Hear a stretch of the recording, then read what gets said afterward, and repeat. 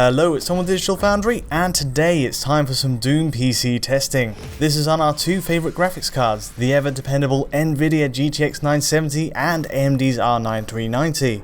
Lockdown in effect. And you know what, I think the results mostly speak for themselves here. The setup is this: we're running both sides at 1080p, 8x temporal super sampling AA, and all settings at ultra. And with a snappy game like Doom, the target really is 60 FPS or more, so we leave the frame rate unlocked to see what we get.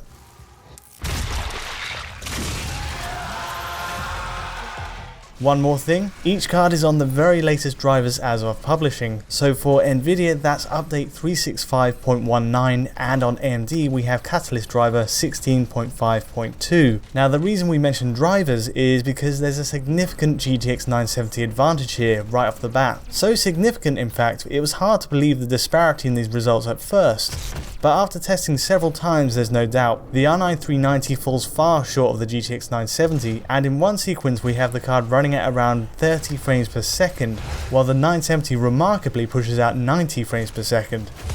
That's a 200% lead in performance for a matching cutscene. In general play the results do start closing though, but admittedly not by much. So here are some stats. The GTX 970 achieves an average of 93.9 frames per second across the entire first mission, while the R9 390 ends up with a 60.1 frame per second average.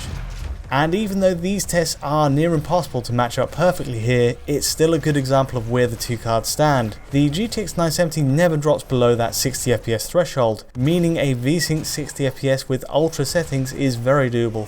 As for the R9 390 though, it's just a surprise to see it fall so far short given the power of the GPU specs on paper, and that performance can fall to the 40 to 50 FPS range at ultra. With drops to shadow and particle quality settings in the menu, you can reclaim that performance and match Nvidia's GPU for a closer 60 FPS lock, but we're hoping AMD's current Doom hotfix driver is just the start, and that a bigger optimization effort is on the way. For now, R9 390 owners will have to dial back a few settings to keep a steady frame rate.